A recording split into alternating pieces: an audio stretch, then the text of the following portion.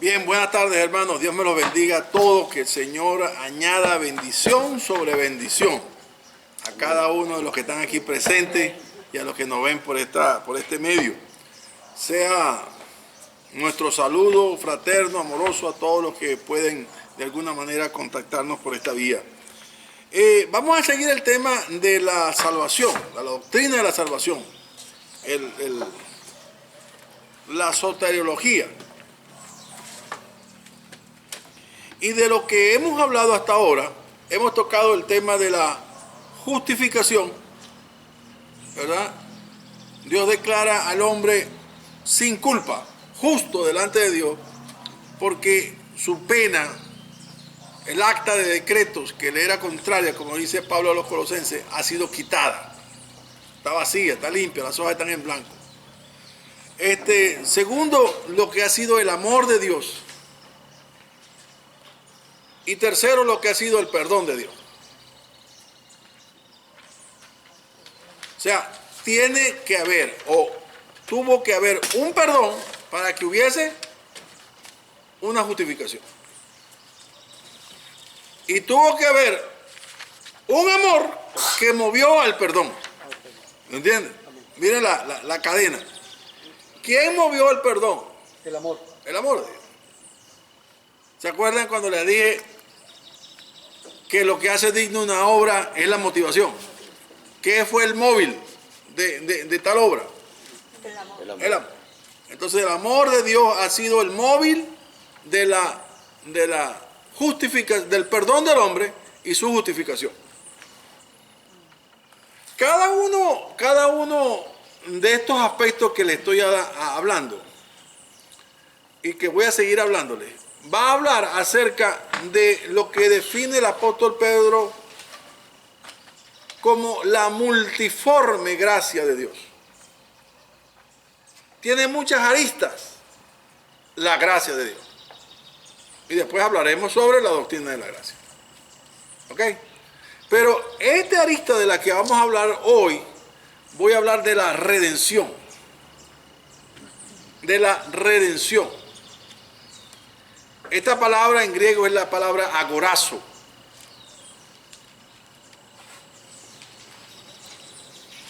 Hemos sido entonces, ¿qué? Redimidos. ¿Cuándo es una persona redimida? Una persona redimida tiene que tener una condición previa para poder ser redimida. ¿Cuál es? Estar bajo una condena. ¿Me entiendes? Estar bajo una cautividad. Estar bajo una sentencia. O estar detrás de unos barrotes. Preso. Entonces, cuando un esclavo era comprado, era redimido de su esclavista. ¿Cómo? Era comprado, pagó un precio.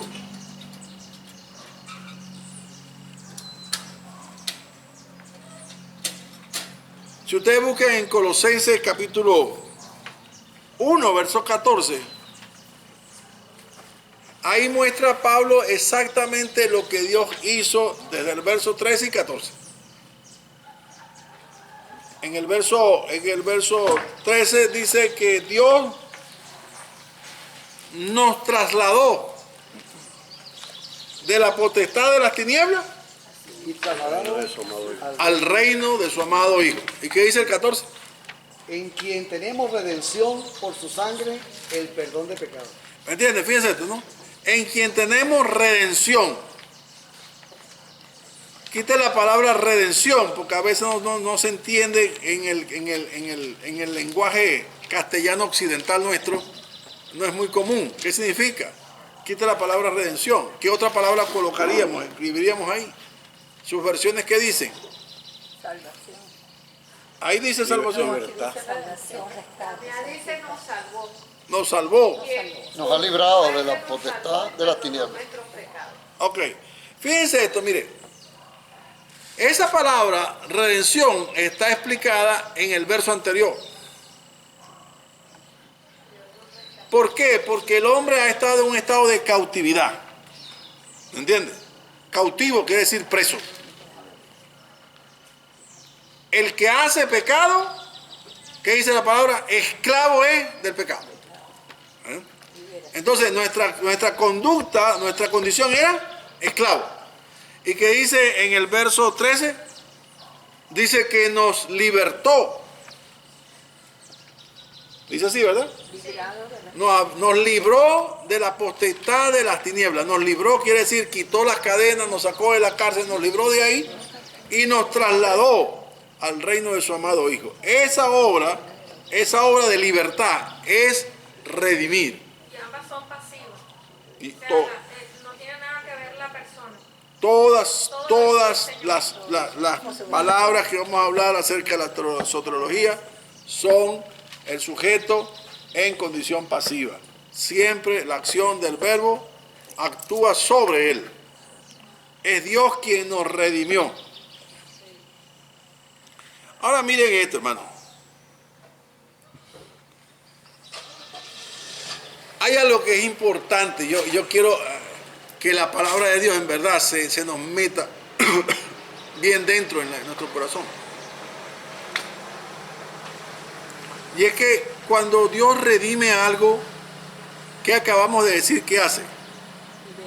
Nos libera, nos rescata, nos saca, nos libra, o sea, nos salva, nos saca de un estado de esclavitud, de cautividad, a un estado de libertad.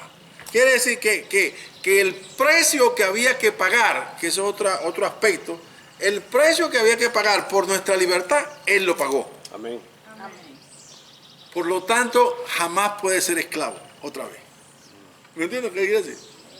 Por lo tanto, como usted ya es libre, tiene el título de libre, jamás podrá volver a ser esclavo. Nadie lo puede esclavizar. Amén. Aun cuando el enemigo de nuestras almas quiera hacer lo que quiera hacer, jamás podrá esclavizarlo. ¿Por qué? Porque tiene el sello de parte de Dios que es libre para siempre. Amén. ¿Me entiendes?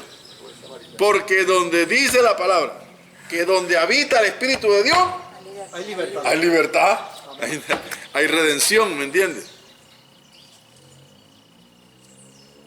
Yo no sé por cuántas circunstancias la gente pase sus vidas de negocio, de nido vacío, de, no sé, enfermedad, de estrés, de tantas cosas que la gente hoy día aquí en Venezuela están viviendo.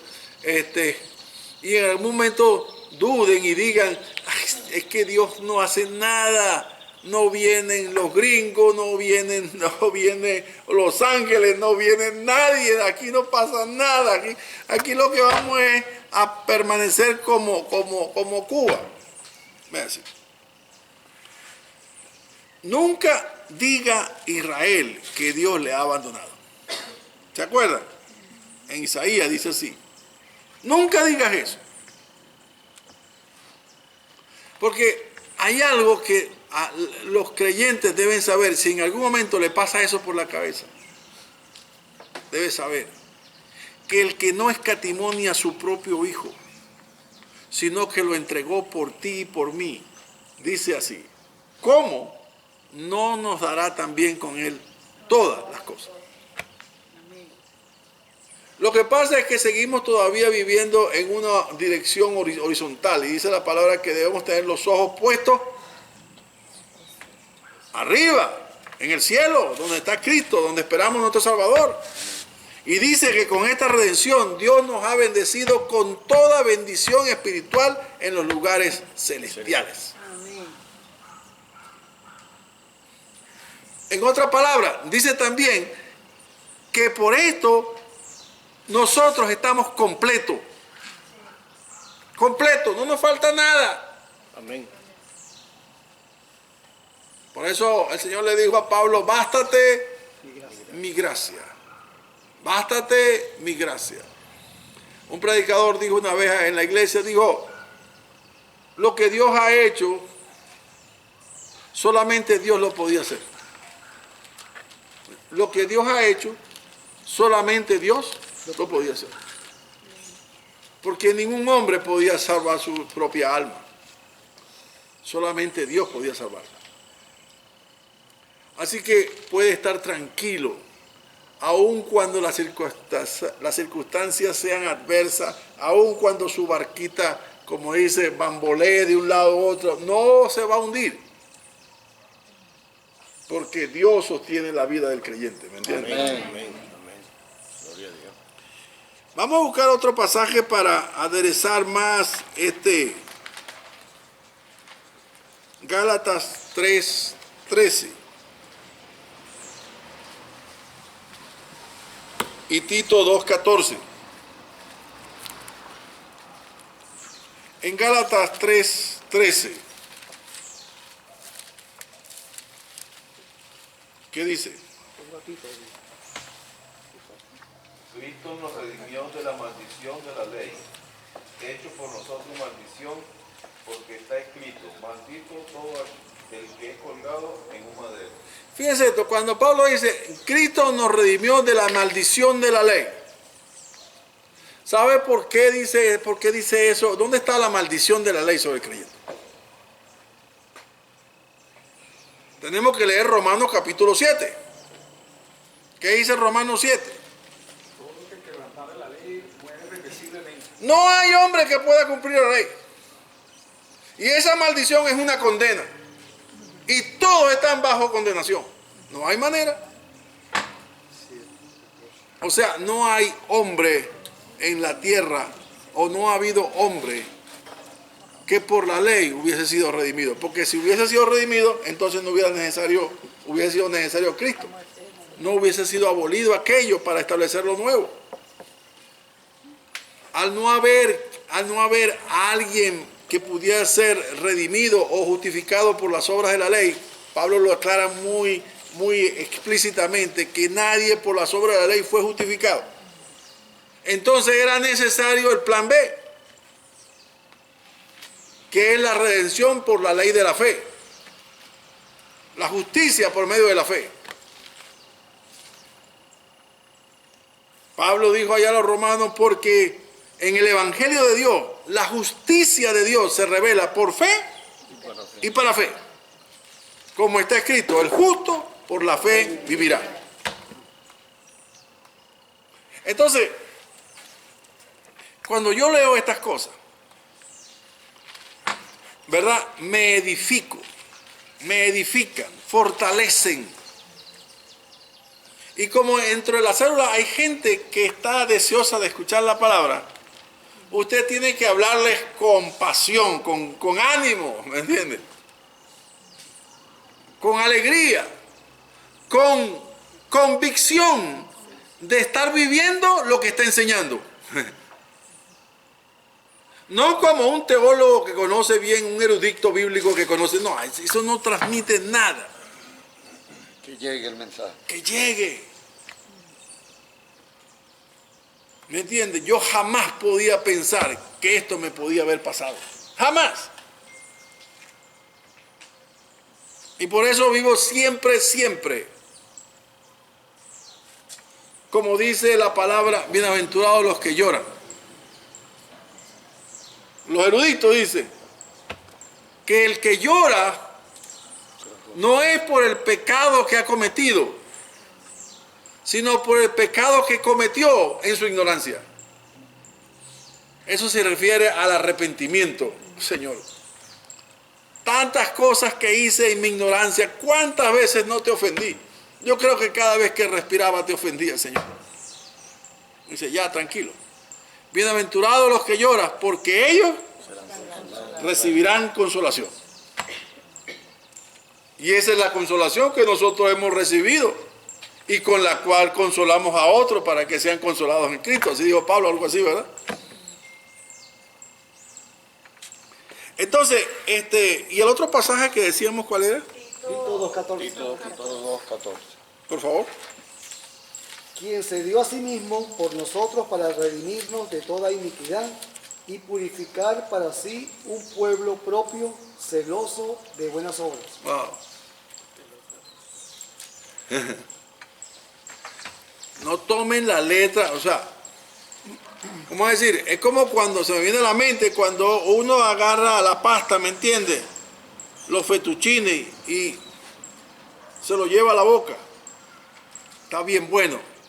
pero mastíquelo primero. No se lo trague de una, ¿verdad? Mastíquelo, mastíquelo, mastíquelo. O sea, saboréelo. Antes de degullirlo, saboréelo primero. Mire ese pasaje tan rico que acabamos de leer. Tito dice, voy a leerlo nuevamente, en el 2:14.